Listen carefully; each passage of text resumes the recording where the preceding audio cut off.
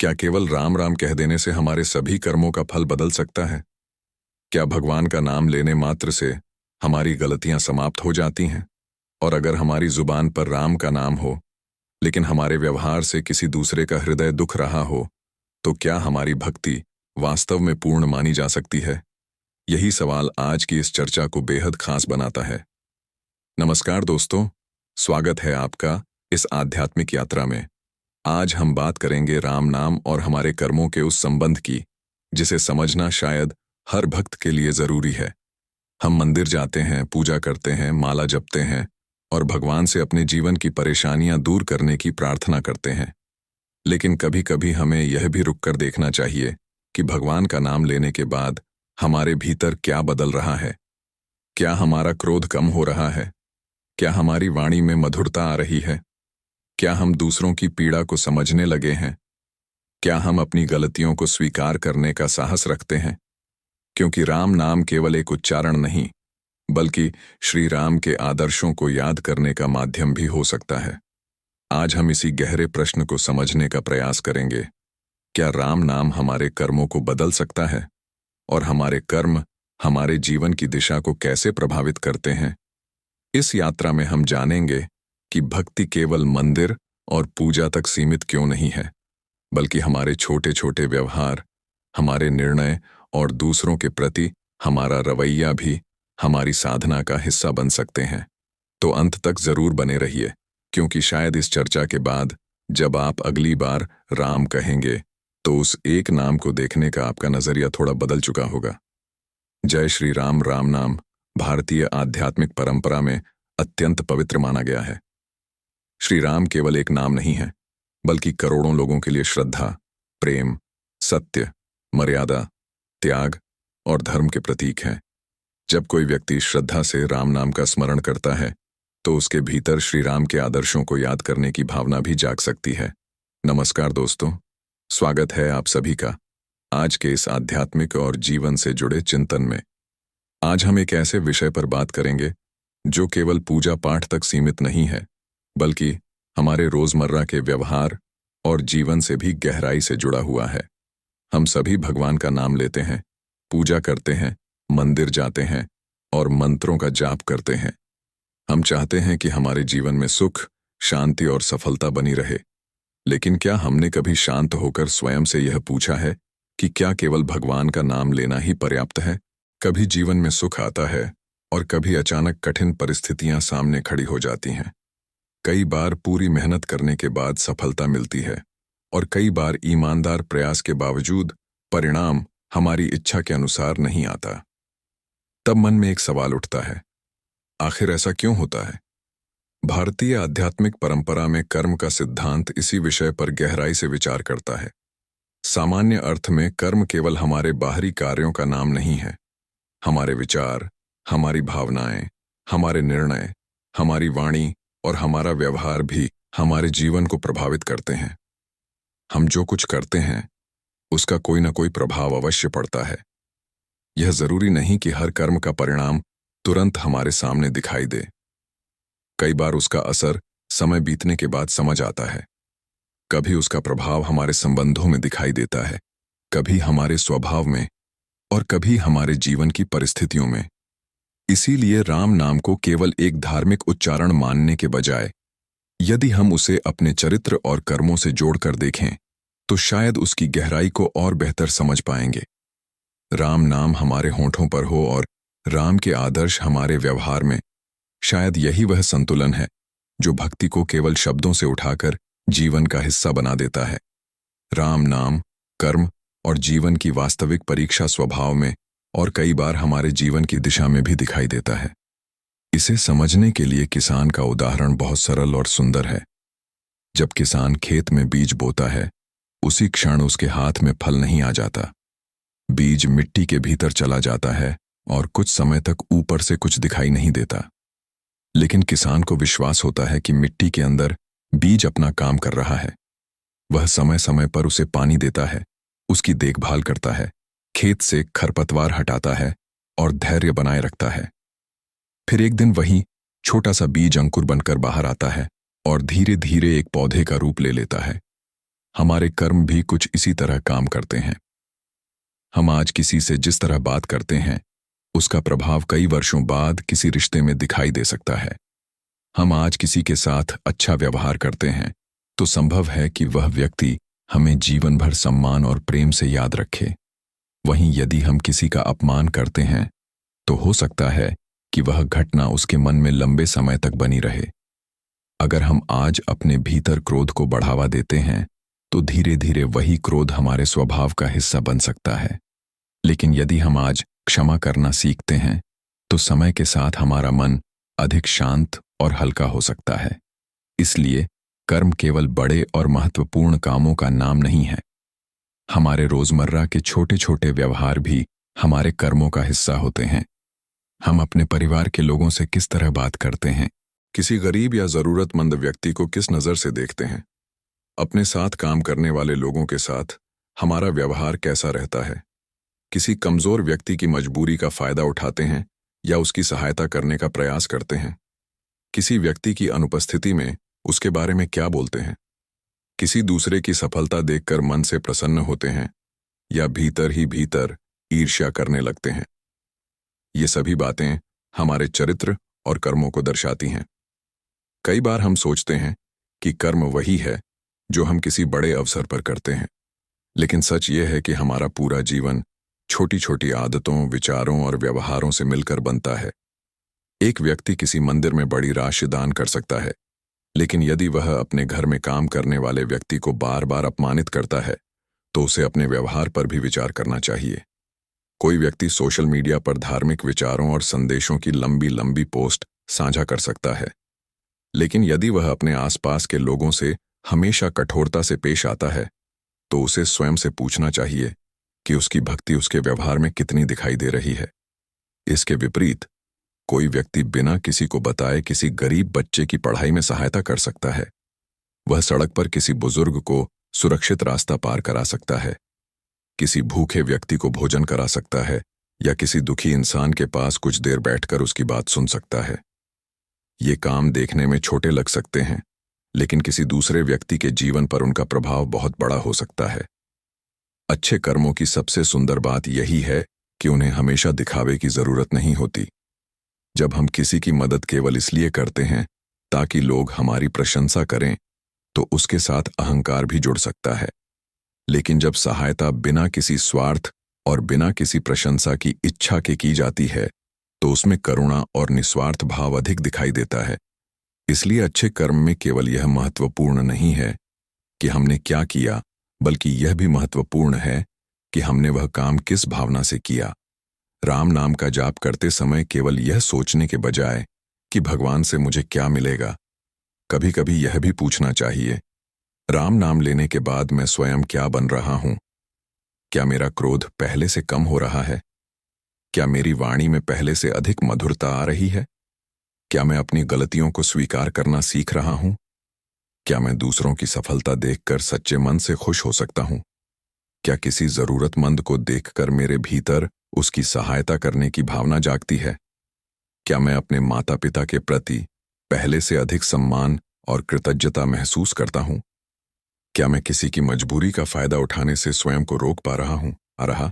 यदि इन सवालों के जवाब धीरे धीरे सकारात्मक होने लगें तो समझा जा सकता है कि हमारी साधना हमारे भीतर परिवर्तन की दिशा में आगे बढ़ रही है। क्योंकि सच्ची भक्ति केवल पूजा के स्थान पर दिखाई नहीं देती, उसका प्रभाव हमारे व्यवहार में भी दिखाई देना चाहिए। मंदिर में भगवान के सामने हाथ जोड़ना आसान है, लेकिन उस व्यक्ति के सामने भी विनम्र बने रहना कठिन है जिसने हमारे साथ गलत व्यवहार किया हो।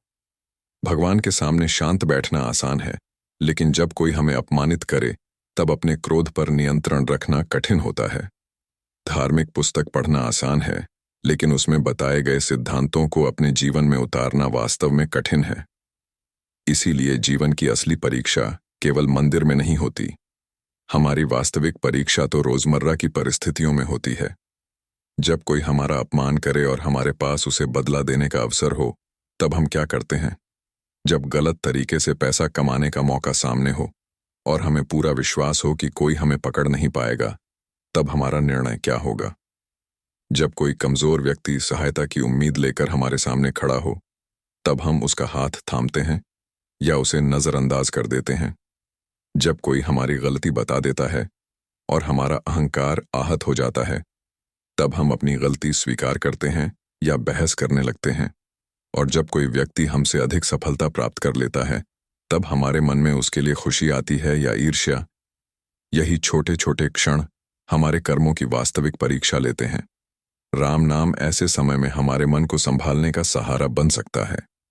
जब क्रोध आए तो कुछ क्षण रुककर श्री राम का स्मरण करना केवल धार्मिक क्रिया नहीं है, यह हमें तुरंत प्रतिक्रिया देने से पहले अपने मन को एक पल ठहरने का अवसर भी दे सकता है। जब कोई हमें दुख पहुंचाए, तब तुरंत बदला लेने के बजाय एक पल विचार करना कि मैं अभी कौन सा कर्म करने जा रहा हूं। यही विचार कई बार हमारे जीवन की दिशा बदल सकता है। जब लालच हमें गलत रास्ते की ओर खींचने लगे, तब यह याद रखना कि धन से कहीं अधिक मूल्यवान हमारा चरित्र है, हमें गलत निर्णय से बचा सकता है। इसी कारण राम नाम को केवल कठिन समय में याद करने वाली चीज नहीं, बल्कि दैनिक जीवन में दिशा देने वाली साधना के रूप में भी देखा जा सकता है। जब जीवन में सब अच्छा चल रहा हो, तब भी राम नाम लें। जब सफलता मिले, तब भी राम नाम लें। जब असफलता सामने आए, तब भी राम नाम लें। जब मन प्रसन्न हो, तब भी राम नाम लें। राम नाम कर्म और सही जीवन की दिशा, और जब मन दुखी हो, तब भी राम नाम का स्मरण करें। लेकिन हर बार राम नाम लेते समय अपने कर्मों पर भी थोड़ा विचार करें। लेकिन इस विचार को समझते समय एक बात का विशेष ध्यान रखना चाहिए। हम किसी दूसरे व्यक्ति की परिस्थिति देखकर निश्चित रूप से यह नहीं कह सकते कि वह अपने पिछले जन्म के कर्मों का फल भुगत रहा है। ऐसा निष्कर्ष न केवल गलत हो सकता है, बल्कि किसी दुखी व्यक्ति के प्रति असंवेदनशील भी हो सकता है। यदि हमारे सामने कोई गरीब व्यक्ति है, तो यह कह देना कि शायद उसने पिछले जन्म में गलत कर्म किए होंगे, हमारी जिम्मेदारी समाप्त नहीं करता। इसके विपरीत, यदि हम कर्म और धर्म की भावना को सही रूप में समझते हैं, तो हमें जरूरतमंद व्यक्ति के प्रति करुणा और सहायता का भाव रखना चाहिए। यदि कोई भूखा है, तो उसे भोजन कराना हमारा वर्तमान कर्म है। यदि कोई बीमार है और सहायता की आवश्यकता है, तो अपनी क्षमता के अनुसार उसकी मदद करना हमारा कर्तव्य है। यदि कोई व्यक्ति अकेला या दुखी है, तो उसके साथ प्रेम और संवेदना से बात करना भी एक अच्छा कर्म है। हमें यह जानना आवश्यक नहीं कि किसी व्यक्ति के जीवन में कठिन परिस्थिति क्यों आई। हमारे सामने वास्तविक अवसर यह है कि उस परिस्थिति को देखकर हम क्या करते हैं। शायद कर्म के सिद्धांत को समझने का यह सबसे मानवीय तरीका है। दूसरों के कर्मों का हिसाब लगाने से पहले अपने कर्मों को देखिए। किसी के पिछले जन्म के बारे में अनुमान लगाने से पहले अपने वर्तमान जीवन की जिम्मेदारी स्वीकार कीजिए, क्योंकि हमारा अतीत पूरी तरह हमारे नियंत्रण में नहीं है, लेकिन हमारा वर्तमान हमारे हाथ में है। हम पहले क्या कर चुके हैं उसे हमेशा बदल नहीं सकते, लेकिन आज हम कौन सा निर्णय लेते हैं यह काफी हद तक हमारे हाथ में है। कई लोग अपनी पुरानी गलतियों को लेकर इतने परेशान हो जाते हैं कि उन्हें लगता है कि अब उनके जीवन में सुधार की कोई संभावना नहीं बची। लेकिन आध्यात्मिक दृष्टि से अपनी गलतियों को याद करना निराश होने का कारण नहीं, बल्कि स्वयं को बेहतर बनाने की प्रेरणा बन सकता है। गलती हुई है तो उसे स्वीकार कीजिए। जहां सुधार संभव हो, वहां सुधार करने का प्रयास कीजिए। किसी को दुख पहुंचाया है तो ईमानदारी से क्षमा मांगिए। किसी का अधिकार छीना है तो उसे लौटाने की कोशिश कीजिए। किसी के साथ अन्याय किया है तो परिस्थिति को सुधारने के लिए जो संभव हो वह कीजिए। और सबसे जरूरी बात, उसी गलती को दोबारा न दोहराने का संकल्प लीजिए। केवल राम राम कहकर गलत कर्मों को बार बार दोहराते रहना आत्मशुद्धि का वास्तविक अर्थ नहीं हो सकता। राम नाम की सुंदरता तब और गहरी हो जाती है जब वह हमें अपने कर्मों को सुधारने की प्रेरणा देता है। यदि हम किसी को दुख पहुंचाएं और फिर केवल भगवान का नाम लेकर यह मान लें कि सब कुछ ठीक हो गया, तो शायद हमने नाम के वास्तविक भाव को समझा ही नहीं। राम नाम हमें अपने भीतर झांकने का अवसर देता है, अपनी गलतियों को स्वीकार करने की हिम्मत देता है, अहंकार को पीछे रखकर किसी से क्षमा मांगने की शक्ति देता है और स्वयं को बेहतर बनाने की प्रेरणा देता है। यह भी याद रखना चाहिए कि कोई भी मनुष्य पूर्ण नहीं होता। हर इंसान से कभी न कभी भूल होती है। कभी क्रोध में गलत शब्द निकल जाते हैं, कभी लालच हमें गलत निर्णय की ओर ले जाता है, कभी अहंकार किसी अच्छे रिश्ते को कमजोर कर देता है और कभी ईर्ष्या हमारे मन की शांति छीन लेती है। लेकिन मनुष्य की महानता इस बात में नहीं है कि उसने जीवन में कभी गलती नहीं की। असली महानता इस बात में है कि गलती के बाद उसने स्वयं को सुधारने का प्रयास किया या नहीं। इसीलिए राम नाम को अपने जीवन में परिवर्तन की शुरुआत बनाइए। जब सुबह उठकर राम नाम लें तो केवल अपनी समस्याओं के समाधान की प्रार्थना न करें, कभी यह भी कहें, हे प्रभु, मुझे सही कर्म करने की बुद्धि दीजिए। मेरे मन को इतनी शांति दीजिए कि मैं क्रोध में गलत निर्णय न लूं। मेरे भीतर इतनी करुणा दीजिए कि किसी दुखी व्यक्ति को देखकर मेरा हृदय कठोर न हो। मुझे इतनी ईमानदारी दीजिए कि किसी लाभ के लिए भी मैं गलत रास्ता न चुनूं, और मुझे इतना विवेक दीजिए कि मैं सही और गलत के बीच अंतर समझ सकूं। ऐसी प्रार्थना हमारे जीवन को भीतर से बदलने की शुरुआत कर सकती है, क्योंकि तब हम भगवान से केवल अपनी परिस्थितियां बदलने की मांग नहीं कर रहे होते, बल्कि अपने भीतर सही निर्णय लेने की शक्ति भी मांग रहे होते हैं। जीवन में कठिनाइयों का आना हमेशा बुरा नहीं होता। कई बार कठिन परिस्थितियां ही हमारे धैर्य और चरित्र की वास्तविक परीक्षा लेती हैं। जब सब कुछ हमारी इच्छा के अनुसार चल रहा हो, तब शांत रहना आसान होता है, लेकिन जब परिस्थितियां हमारे विरुद्ध हो जाएं, तब हमारा वास्तविक स्वभाव सामने आता है। भगवान का नाम लेने का अर्थ यह नहीं कि जीवन में कभी परेशानी नहीं आएगी, बल्कि राम नाम हमें कठिन समय में भी धैर्य बनाए रखने और सही मार्ग पर टिके रहने की शक्ति दे सकता है। भारतीय परंपरा में भगवान श्री राम के जीवन को देखें तो उनके सामने भी अनेक कठिन परिस्थितियां आईं। वनवास, संघर्ष, प्रियजनों से वियोग और अनेक जिम्मेदारियों के बावजूद उन्होंने धर्म और मर्यादा के मार्ग को महत्व दिया। यह प्रसंग धार्मिक परंपराओं में श्रद्धा के साथ वर्णित है, इसलिए राम नाम लेते समय केवल उनकी दिव्यता को याद करना ही पर्याप्त नहीं, उनके जीवन से जुड़े आदर्शों पर भी विचार किया जा सकता है। जब हमारे सामने कोई कठिन निर्णय हो, तब हम स्वयं से पूछ सकते हैं, मेरे लिए इस परिस्थिति में सत्य, धर्म और सही आचरण का रास्ता क्या है?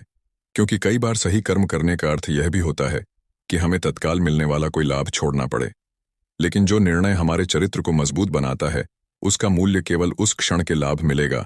ऐसी प्रार्थना हमारे जीवन को भीतर से बदलने की शुरुआत कर सकती है, क्योंकि तब हम भगवान से केवल अपनी परिस्थितियां बदलने की मांग नहीं कर रहे होते, बल्कि अपने भीतर सही निर्णय लेने की शक्ति भी मांग रहे होते हैं। जीवन में कठिनाइयों का आना हमेशा बुरा नहीं होता। कई बार कठिन परिस्थितियां ही हमारे धैर्य और चरित्र की वास्तविक परीक्षा लेती हैं। जब सब कुछ हमारी इच्छा के अनुसार चल रहा हो, तब शांत रहना आसान होता है, लेकिन जब परिस्थितियां हमारे विरुद्ध हो जाएं, तब हमारा वास्तविक स्वभाव सामने आता है। भगवान का नाम लेने का अर्थ यह नहीं कि जीवन में कभी परेशानी नहीं आएगी, बल्कि राम नाम हमें कठिन समय में भी धैर्य बनाए रखने और सही मार्ग पर टिके रहने की शक्ति दे सकता है। भारतीय परंपरा में भगवान श्री राम के जीवन को देखें तो उनके सामने भी अनेक कठिन परिस्थितियां आईं। वनवास, संघर्ष, प्रियजनों से वियोग और अनेक जिम्मेदारियों के बावजूद उन्होंने धर्म और मर्यादा के मार्ग को महत्व दिया। धार्मिक परंपराओं में श्रद्धा के साथ वर्णित है, इसलिए राम नाम लेते समय केवल उनकी दिव्यता को याद करना ही पर्याप्त नहीं, उनके जीवन से जुड़े आदर्शों पर भी विचार किया जा सकता है। जब हमारे सामने कोई कठिन निर्णय हो, तब हम स्वयं से पूछ सकते हैं, मेरे लिए इस परिस्थिति में सत्य, धर्म और सही आचरण का रास्ता क्या है? क्योंकि कई बार सही कर्म करने का अर्थ यह भी होता है कि हमें तत्काल मिलने वाला कोई लाभ छोड़ना पड़े, लेकिन जो निर्णय हमारे चरित्र को मजबूत बनाता है, उसकी मूल्य केवल उस क्षण के लाभ से कहीं अधिक हो सकता है। राम नाम का अर्थ केवल इतना नहीं कि हमारी जुबान पर बार बार राम शब्द आता रहे। राम नाम का वास्तविक प्रभाव तब दिखाई देता है जब हमारे विचारों में शांति, वाणी में मधुरता, व्यवहार में करुणा और कर्मों में ईमानदारी आने लगे। जीवन में परिस्थितियां हमेशा हमारे अनुसार नहीं होंगी, कभी सफलता मिलेगी, कभी असफलता, कभी अपने साथ होंगे तो कभी अकेलापन महसूस होगा, लेकिन हर परिस्थिति में हमारे पास एक चुनाव जरूर रहता है। हम उस परिस्थिति में कैसा कर्म करते हैं। इसलिए आज से जब भी राम नाम लें, एक छोटी सी प्रार्थना जरूर करें, हे प्रभु, मेरे शब्दों में सत्य दीजिए, मेरे मन में करुणा दीजिए और मेरे कर्मों में धर्म का मार्ग दीजिए, क्योंकि शायद सच्ची भक्ति वही है जिसमें भगवान का नाम केवल हमारे होंठों पर नहीं बल्कि हमारे आचरण में भी दिखाई देने लगे। राम नाम हमारे मन को शांति दे, हमारे कर्मों को सही दिशा दे और हमारे जीवन में प्रेम, दया और सद्भाव बढ़ाए। यदि आपको यह विचार अच्छा लगा हो तो इसे अपने प्रियजनों तक जरूर पहुंचाइए। हो सकता है आपके द्वारा साझा किया गया यह संदेश किसी ऐसे व्यक्ति तक पहुंच जाए जिसे आज जीवन में थोड़ी आशा, थोड़ी शांति और राम नाम के सहारे की आवश्यकता हो। श्री राम का नाम लेते रहिए, अच्छे कर्म करते रहिए और जीवन को प्रेम तथा मर्यादा के साथ जीते रहिए।